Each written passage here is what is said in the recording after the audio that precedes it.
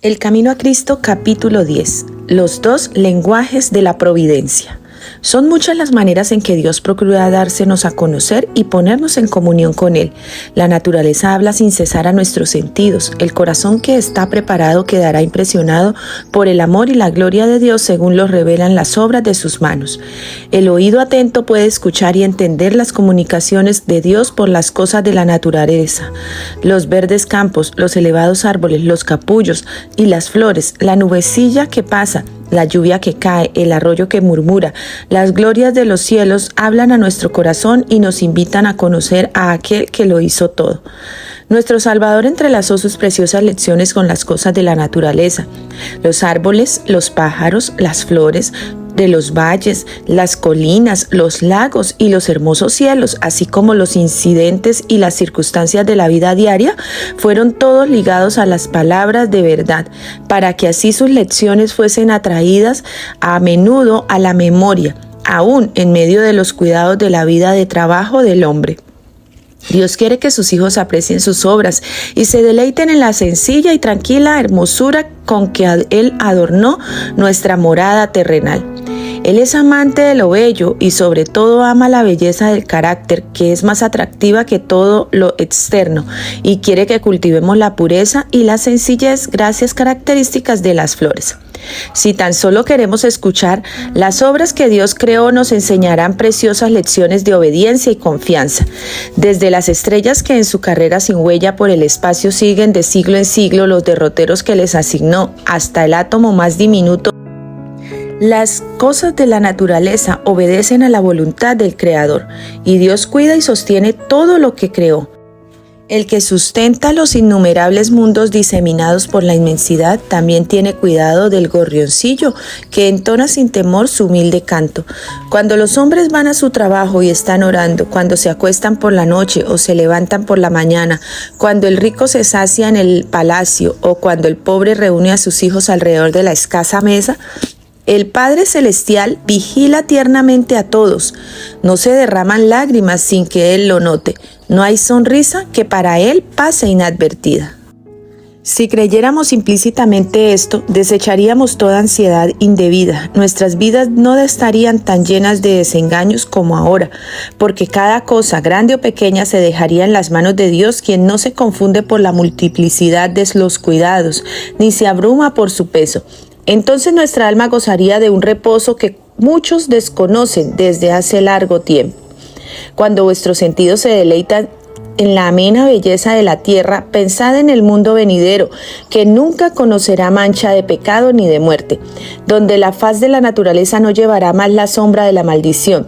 Represéntese vuestra imaginación la morada de los salvos, y recordad que será más gloriosa que cuanto pueda figurarse la más brillante imaginación. En los variados dones de Dios, en la naturaleza, no vemos sino el reflejo más pálido de su gloria. Está escrito cosas que ojo no vio, ni oído oyó, y que jamás entraron a pensamiento humano, las cosas grandes que ha preparado Dios para los que le aman. 1 Corintios 2:9. El poeta y el naturalista tienen muchas cosas que decir acerca de la naturaleza, pero es el creyente quien más goza de la belleza de la tierra, porque reconoce la obra de las manos de su Padre y percibe su amor en la flor, el arbusto y el árbol. Nadie que no los mire como una expresión del amor de Dios al hombre puede apreciar plenamente la significación de la colina, del valle, del río y del mar.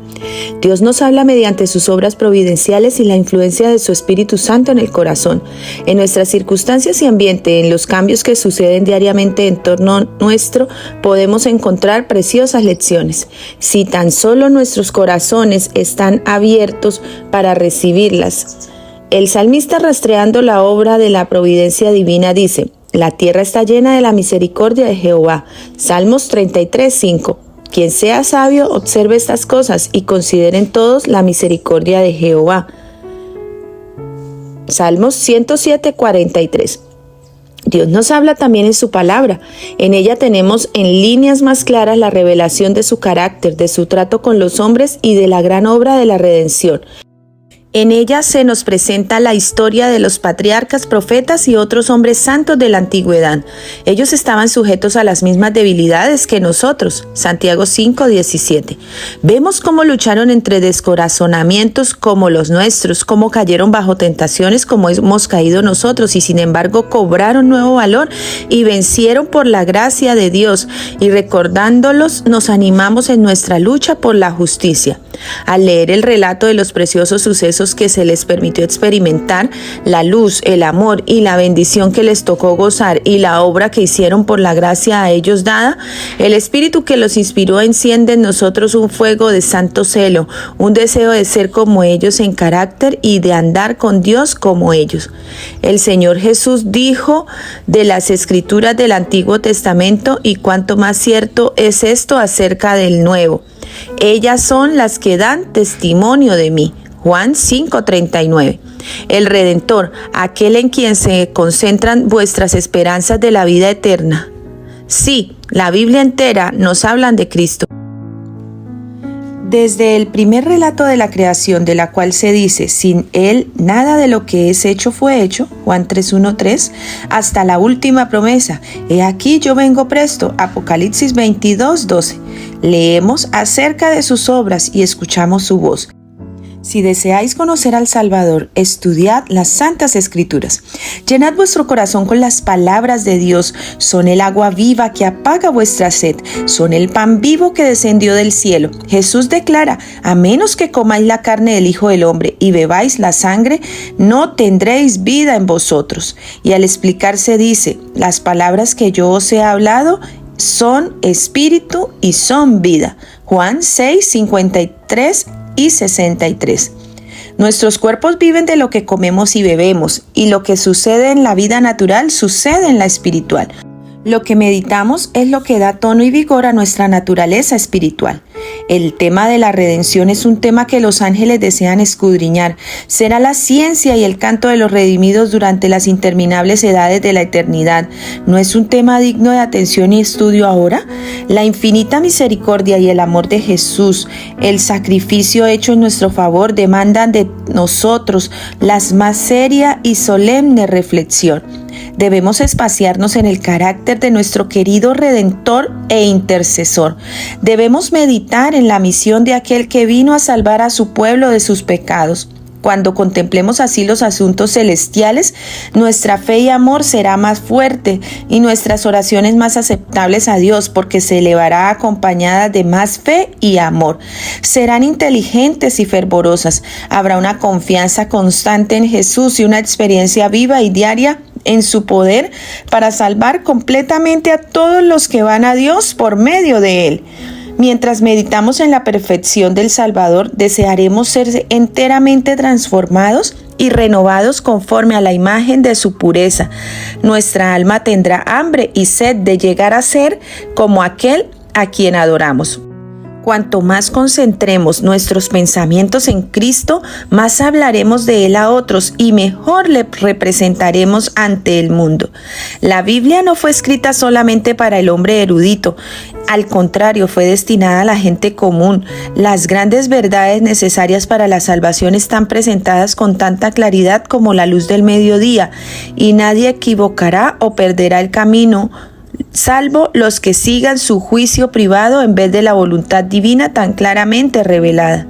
No debemos conformarnos con el testimonio de hombre alguno en cuanto a lo que enseñan las Sagradas Escrituras, sino que debemos estudiar las palabras de Dios por nosotros mismos.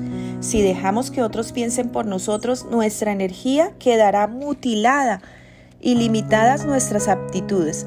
Las nobles facultades del alma pueden reducirse tanto por no ejercitarse en temas dignos de su concentración, que lleguen a ser incapaces de penetrar la profunda significación de la palabra de Dios. La inteligencia se desarrolla si se emplea en investigar la relación de los asuntos de la Biblia, comparando escritura con escritura y lo espiritual con lo espiritual. No hay ninguna cosa mejor para fortalecer la inteligencia que el estudio de las Santas Escrituras. Ningún otro libro es tan potente para elevar los pensamientos, para dar vigor a las facultades como las grandes y ennoblecedoras verdades de la Biblia. Si se estudiara la palabra de Dios como se debe, los hombres tendrían una grandeza de espíritu, una nobleza de carácter y una firmeza de propósito que raramente puede verse en estos tiempos. No se saca sino un beneficio muy pequeño de una lectura precipitada de las Sagradas Escrituras. Uno puede leer toda la Biblia y quedarse, sin embargo, sin ver su belleza o comprender su sentido profundo y oculto. Un pasaje estudiado hasta que su significado nos sea claro y evidente sus relaciones con el plan de salvación resulta de mucho más valor que la lectura de muchos capítulos sin un propósito determinado y sin obtener una instrucción positiva. Tened vuestra Biblia a mano, leedla cuando tengáis oportunidad, fijad los textos en vuestra memoria. Aún al ir por la calle podéis leer un pasaje y meditar en él hasta que se grabe en la mente. No podemos obtener sabiduría sin una atención verdadera y un estudio con oración. Algunas porciones de la Santa Escritura son en verdad demasiado claras para que se puedan entender mal, pero hay otras cuyo significado no es superficial y no se discierne a primera vista. Se debe comparar pasaje con pasaje, debe haber un escudriñamiento cuidadoso y una reflexión acompañada de oración, y tal estudio será abundantemente recompensado. Como el minero descubre vetas de precioso metal ocultas debajo de la superficie de la tierra, así también el que con perseverancia escudriña la palabra de Dios en busca de sus tesoros escondidos, encontrará verdades del mayor valor ocultas de la vista del investigador descuidado. Las palabras de la inspiración meditadas en el alma serán como ríos de agua que emanan de la fuente de vida. Nunca se debe estudiar las Sagradas Escrituras sin oración. Antes de abrir sus páginas debemos pedir la iluminación del Espíritu Santo, y esta nos será dada. Cuando Natanael fue al Señor Jesús, el Salvador exclamó: «He aquí verdaderamente un israelita en quien no hay engaño». Dícele Natanael: «¿De dónde me conoces?». Y Jesús respondió: «Antes que Felipe te llamara, cuando estabas bajo la higuera, te vi». Juan 1, 47 y 48. Así también nos verá el Señor Jesús en los lugares secretos de oración, si le buscamos para que nos dé la luz y nos permita saber lo que es la verdad. Los ángeles del mundo de la luz acompañarán a los que buscan con humildad de corazón la dirección divina. El Espíritu Santo exalta y glorifica al Salvador. Está encargado de presentar a Cristo, la pureza de su justicia y la gran salvación que obtenemos por él. El Señor Jesús dijo: «El Espíritu tomará de lo mío y os lo anunciará». Juan 16, 14.